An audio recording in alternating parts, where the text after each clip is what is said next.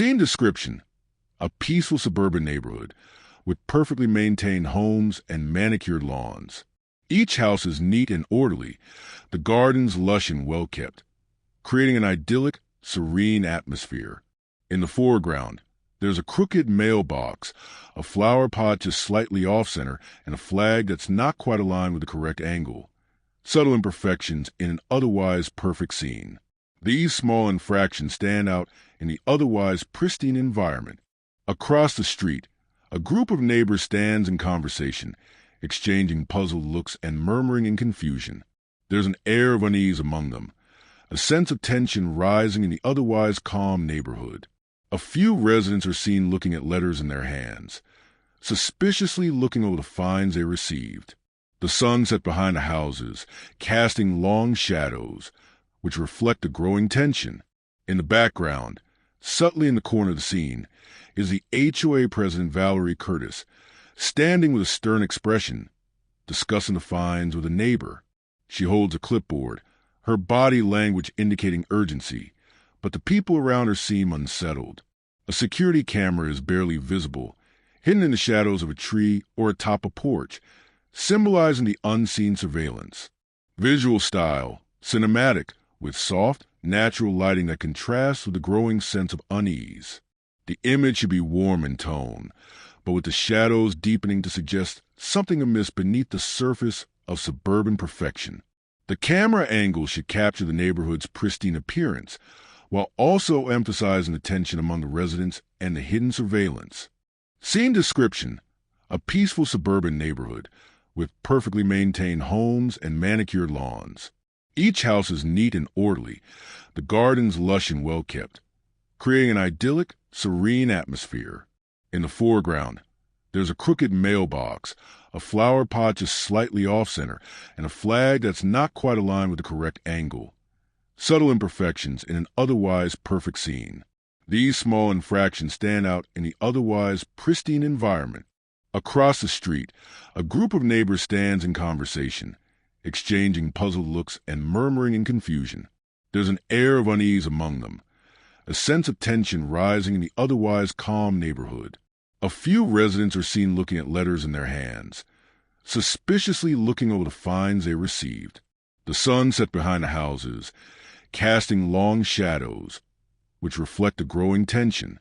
In the background, subtly in the corner of the scene, is the HOA president Valerie Curtis, standing with a stern expression, discussing the fines with a neighbor.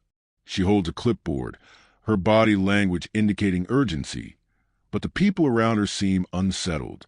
A security camera is barely visible, hidden in the shadows of a tree or atop a porch, symbolizing the unseen surveillance. Visual style: cinematic, with soft, natural lighting that contrasts with the growing sense of unease. The image should be warm in tone, but with the shadows deepening to suggest something amiss beneath the surface of suburban perfection. The camera angle should capture the neighborhood's pristine appearance, while also emphasizing the tension among the residents and the hidden surveillance. As the days passed, the sense of unease that had begun to settle over the neighborhood intensified. The HOA, which had once been a distant yet necessary presence, suddenly became an ever-present, oppressive force. Residents of Maplewood Heights had always prided themselves on their tight-knit community, where everyone knew each other by name. But now, with the incessant stream of fines pouring in for trivial violations, something was starting to shift. The once warm and welcoming atmosphere of the neighborhood was now thick with suspicion and tension. It started with a few curious whispers. Tom and Lisa, a married couple in their late 30s, were among the first to compare notes. Both had received fines for seemingly insignificant offenses. Tom's mailbox had been slightly crooked, and Lisa had left a flower pot just inches too far from the edge of the porch. At first, they laughed it off. "Well, it's the HOA," Tom chuckled, trying to downplay the situation as he waved the fine in the air. "They've always been strict about these little things. Nothing to worry about." But when they spoke to their neighbors, they discovered that they weren't alone. Marcy Thompson, a single mother with 2 kids, had received a fine for putting her garbage cans out 30 minutes too early. Frank and Linda, an elderly couple, were reprimanded for not properly aligning their flag in accordance with the HOA's regulations. It was beginning to look like a pattern. Everyone seemed to be receiving fines for trivial, almost laughable offenses. And yet, no one had ever been warned about these things before. No one had ever received a pamphlet detailing the HOA's rules on flag positioning or flower pot placement. Tom and Lisa's initial unease grew into genuine concern as they began to talk to more neighbors. One after another, they found that everyone had received similar fines for petty infractions that seemed to come out of nowhere. None of them had ever been formally informed about these specific regulations. No one had ever received a warning or a chance to correct the violations before being slapped with a fine. The fines were being issued with a chilling sense of authority, and the residents began to feel like they were under siege by an invisible hand. In the days that followed, more and more people began to voice their suspicions. Why now? Greg Hansen, who had been living in the neighborhood for over 15 years, asked aloud to his wife Helen, as they sat at their kitchen table, discussing the fine he had received for the angle of his flag. "I've lived here all this time, and suddenly these things are a problem?" His frustration was shared by many. It wasn't just the fines themselves. It was the sudden, overwhelming nature of them. It felt like the HOA was no longer just a regulatory body, but a police force, scrutinizing every small detail of their lives. Lisa and Tom's conversations with neighbors grew more serious as they continued to share stories of the fines. No one had ever warned them about these infractions before.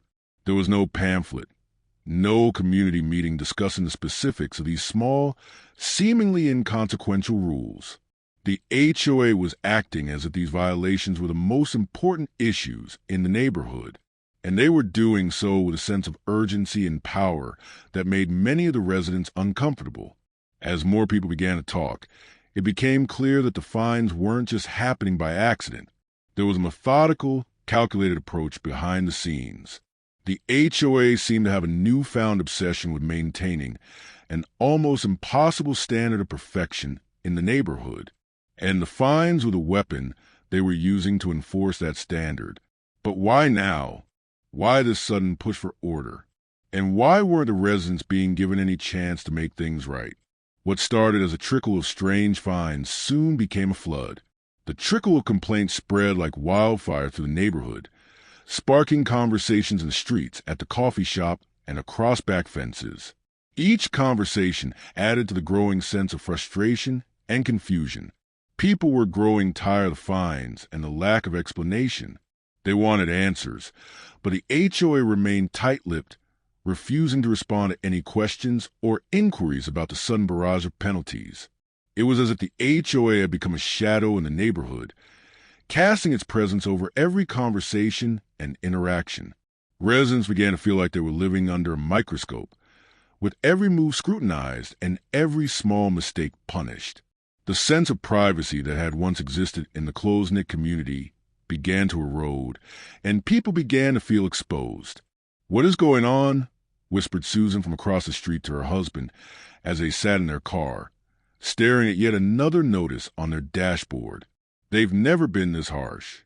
I've had the same mailbox for years, and now it's a problem?"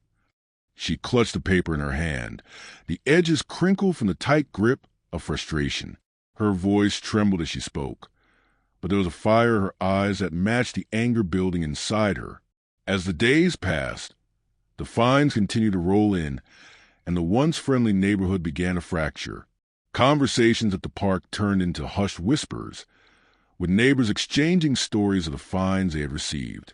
At the grocery store, people avoided eye contact, unsure of who was next to be reported. The neighborhood sense of community began to disintegrate as everyone became paranoid. They no longer trusted their neighbors. Were they the ones reporting? Had they been caught on camera for something as minor as an uneven garden hose or an out-of-place chair on the porch? The HOA, instead of reassuring the residents, had made the situation worse. Valerie Curtis, the HOA president, began to appear more and more often at community meetings, pacing nervously and trying to explain the reasoning behind the fines. But her words only seemed to fuel the growing suspicion. "It's for the good of the community," she would repeat, her voice almost robotic. "We must maintain the integrity of the neighborhood. These rules are in place for a reason." But her reassurances didn't ease the residents' concerns. The more she spoke, the more the sense of distrust grew. Something wasn't right.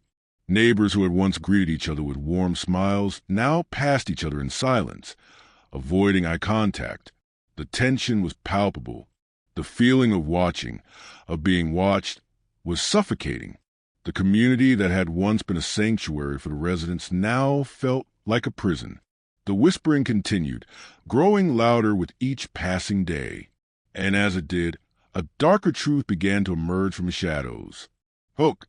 What started as a trickle of strange finds turned into a flood, until the whisper spread, and a truth darker than anyone imagined began to surface. The weight of the suspicion in Maplewood Heights had grown unbearable. Each passing day seemed to deepen the sense of paranoia that hung over the neighborhood like a thick fog. What had once been a peaceful, tight-knit community was now a place where every glance, every conversation, every small action was scrutinized. No one trusted anyone anymore. The residents began to wonder if they were being watched at all times, but no one had any concrete proof until Janet decided to speak out. Janet Thompson had lived in Maplewood Heights for nearly 2 decades. She had been an active member of the HOA board for most of that time, serving on various committees and attending meetings regularly. Everyone knew her as a kind, reliable woman, always willing to lend a hand or offer a word of advice. But what most people didn't know was that Janet had grown increasingly uncomfortable with the direction the HOA had been taking. She had always trusted the organization to keep the neighborhood in good order, but recently, things had started to feel wrong.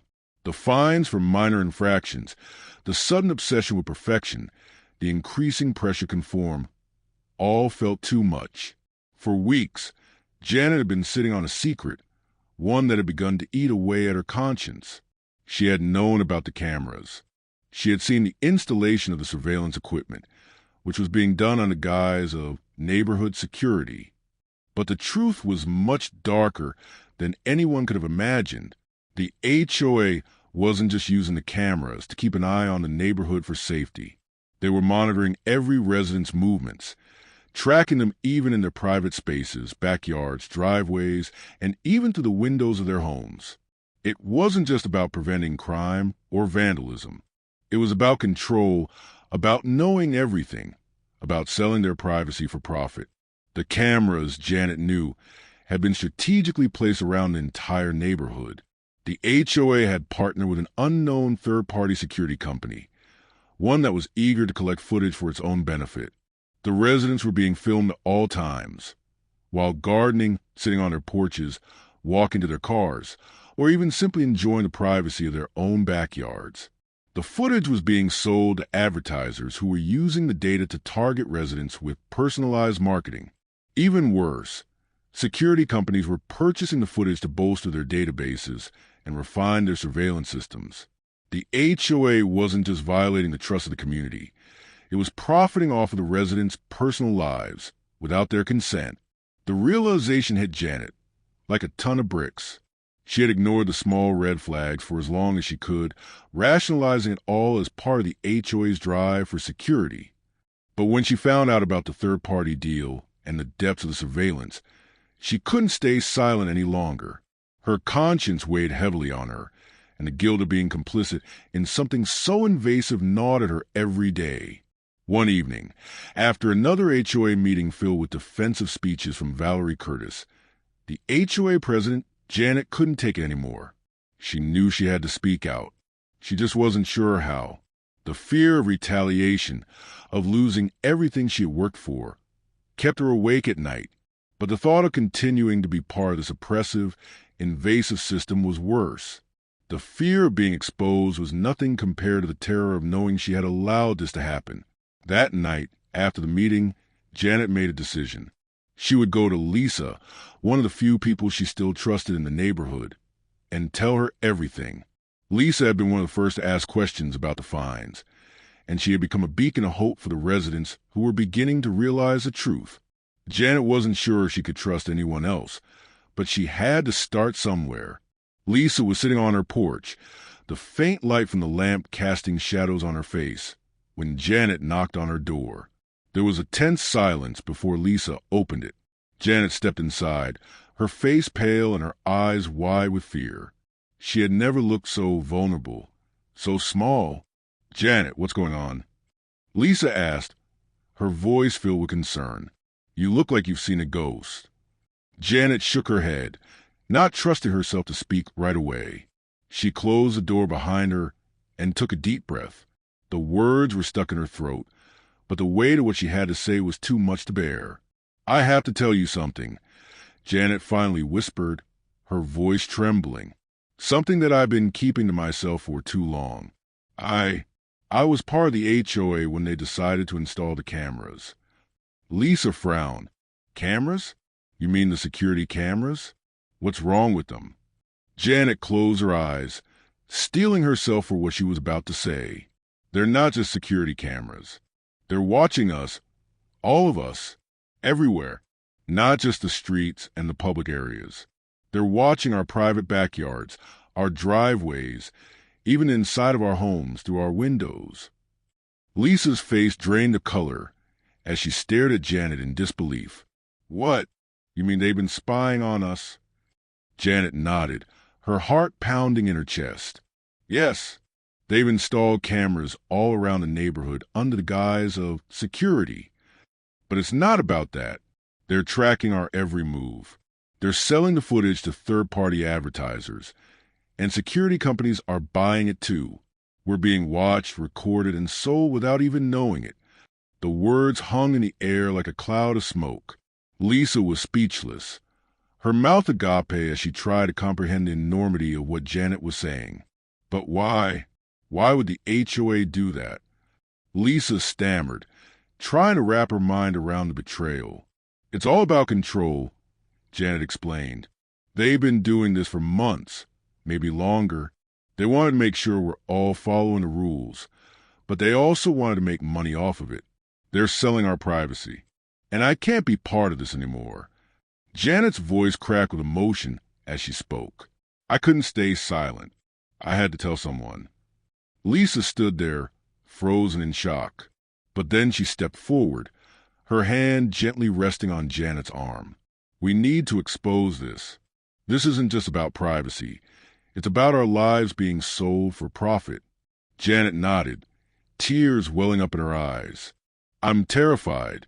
I don't know what will happen if the HOA finds out I've told you, but I couldn't live with myself knowing what they're doing to everyone." Lisa squeezed her hand. "We'll figure it out. But we need to make this public. This is too big for us to handle on our own." The day of the confrontation had arrived. The small community center, where the monthly HOA meetings were usually held, was filled with residents who had reached their boiling point. The quiet, well-mannered citizens of Maplewood Heights, who had always taken pride in their suburban life, had come together, united by a singular purpose: to demand answers from the HOA. What had started as a trickle of complaints had now become a flood of outrage. It was no longer just about the fines. It was about the invasion of privacy, the surveillance that had been happening without anyone's consent. And the person at the center of it all was Valerie Curtis, the HOA president.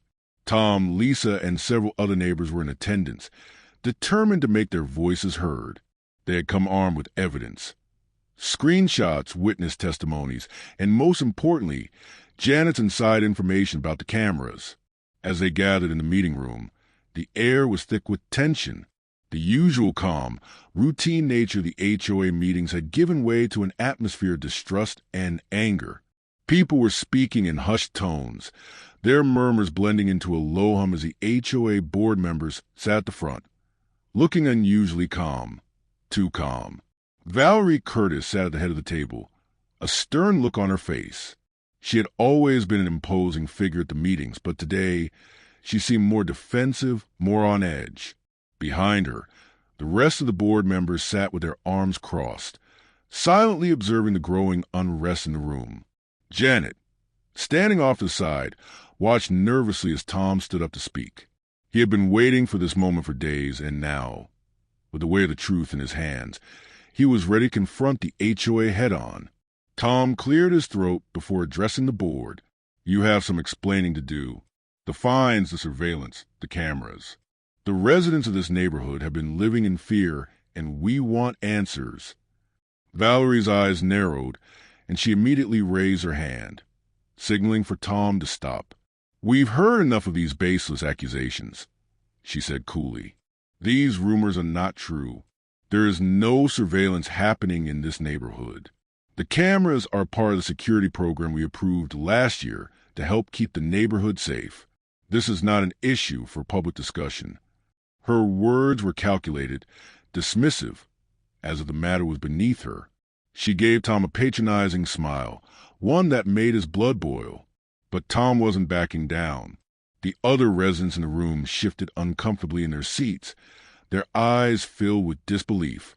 Don't lie to us, Valerie. Lisa spoke up, her voice shaking with anger. We've seen the fines, the surveillance. We've had enough. You've been watching us without our consent, invading our privacy. We deserve to know the truth. At that, Janet stepped forward. She had been quiet until now, but she couldn't stay silent any longer. She pulled a folder from under her arm and laid it on the table in front of the HOA members. The folder was thick with documents, emails, contracts, and memos. Janet's voice trembled as she addressed the board. I have the proof, she said, her voice barely above a whisper. The cameras were installed under the guise of security. The emails I've seen confirm it.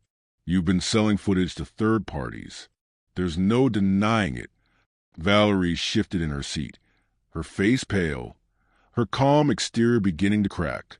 She glanced at the rest of the board, but none of them spoke up. The tension in the room was rising to an unbearable level. The residents were no longer content with vague reassurances or weak explanations. They had been betrayed, and they weren't going to let the HOA get away with it. We've seen these documents, Valerie, Tom said, his voice firm now. You've been spying on us, selling our privacy to advertisers and security companies. You knew about the cameras all along, didn't you? For a moment, Valerie said nothing. Her lips pressed into a tight line, and her hands gripped the edges of the table. Her eyes darted back and forth between the residents, calculating, considering her next move. But before she could speak, a voice rang out from the back of the room. Valerie! Mr. Harris, a long-time resident known for his blunt manner, stood up, his voice cutting through the air like a knife. He was holding up his phone, which displayed a grainy image of one of the cameras hidden on a streetlight at the edge of the neighborhood. Here's the proof you can't deny. These cameras are everywhere. The room fell silent as the image of the camera was displayed for all to see. Valerie's face drained of color as she stared at the phone, her jaw clenched tightly. She had no words. The truth was out. The cameras had been installed, and now the residents had the evidence they needed to prove it. But despite the mounting pressure, Valerie still tried to hold her ground. This is a misunderstanding. These cameras were installed to protect the community, to prevent crime. That's not what they're for, and you know it, Mr. Harris interrupted, his voice rising with indignation. You've been watching us, tracking our every move. And for what? To sell our privacy to the highest bidder? This is wrong, Valerie. You knew about this, and you kept it hidden from us. The atmosphere in the room was charged with anger, and the residents began to murmur in agreement. They were done listening to Valerie's lies. It was clear now that the HOA had been using their power to manipulate and invade their privacy. And worse, they had been profiting from it. Valerie's eyes flickered to the other board members. She was visibly shaking now, her control slipping. She knew the legal ramifications were dire. If the residents took this to the press or the authorities, the HOA could face lawsuits, fines, and criminal charges. The reputation she had worked so hard to build could crumble in an instant. She stood up, her voice cracking under pressure. This is not over. We will take legal action if necessary. I won't let these false claims destroy the HOA. But the residents weren't intimidated anymore. They had seen through the board's lies, and now they were united. They knew what they had to do. They couldn't let the HOA get away with this. The moment the truth about the HOA surveillance practices came to light, everything changed for the residents of Maplewood Heights. What had once been a quiet neighborhood filled with perfectly manicured lawns and well-kept homes was now the center of a storm. The atmosphere had shifted from one of confusion and suspicion to one of defiance and resolve. With the undeniable evidence of surveillance, the residents were no longer passive recipients of the HOA's control. They were ready to fight back. Tom, Lisa, and the other concerned neighbors immediately began the process of hiring a lawyer. The legal battle was not going to be easy, but they were united in their determination to hold the HOA accountable for the invasion of their privacy. Their lawyer, a seasoned attorney with experience in civil rights cases, was eager to take on the fight, knowing that the case had the potential to set a precedent for others in similar situations. As they discussed their legal strategy, the residents felt a surge of hope, a feeling they hadn't had since they first learned of the cameras hidden around their neighborhood. The HOA, once so eager to impose fines and enforce rules, now found itself on the defensive. Valerie Curtis and the other board members tried to maintain their composure, but the pressure was mounting. The legal threats from the residents were not to be ignored, and the mounting evidence was undeniable. The HOA board initially attempted to downplay the situation, claiming that the cameras were installed for the safety and security of the residents. However, as more and more evidence came forward, the public's perception of the HOA changed. What had once been a trusted institution was now seen as a corrupt organization that had violated the privacy of its residents for profit. As the legal proceedings began, news of the scandal spread throughout the community like wildfire. The once cordial neighborhood gatherings were now filled with people eager to discuss the latest developments in the case. The residents, who had previously been divided by suspicion, were now coming together as a unified force. Neighborhood meetings were packed with people wanting to show their support for the legal action against the HOA. The public outcry grew louder with each passing day. Local news stations quickly picked up the story. The scandal made headlines across the city, and soon the story was being covered by national news outlets. Interviews with outraged residents filled the airwaves, and the story how the HOA had secretly installed surveillance cameras in private spaces to sell footage to third-party companies became a shocking revelation for the public. The media coverage played a significant role in putting pressure on the HOA board, making it clear that their corrupt practices were no longer a secret. The residents of Maplewood Heights watched in disbelief as the story unfolded before their eyes. They had known something was wrong, but they had never expected it to reach such a scale. As the media continued to cover the legal battle, the residents felt a sense of vindication. They had fought back, and the world was finally taking notice of their plight. Behind closed doors, Valerie Curtis and the HOA board were scrambling to contain the damage. Their attempt to suppress the truth had failed, and it was only a matter of time before they were held accountable. The pressure was too great for Valerie to ignore. In a last-ditch effort to save face, she resigned as HOA president, acknowledging that her leadership had contributed to the scandal that had shaken the community. It was a humiliating defeat for her, but it was a victory for the residents who had endured the invasion of their privacy for so long. With Valerie's resignation came the promise of change. A new election for the HOA board was held, and this time, the residents took matters into their own hands. The new board was made up of individuals who were committed to transparency, accountability, and the protection of residents' privacy. The election was a turning point for Maplewood Heights, a moment when the community realized that they no longer had to accept the status quo. They had the power to reshape their neighborhood, and they were determined not to let this scandal happen again. As part of the legal settlement, the HOA was forced to void all the fines that had been issued to the residents. The fines, which had once been a source of tension and division, were now a distant memory.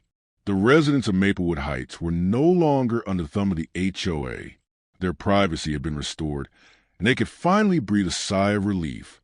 But while the immediate battle had been won, there were still lingering questions that haunted them.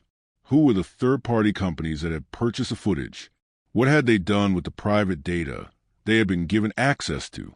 Were there other neighborhoods, other communities, where similar practices had been going on without anyone knowing?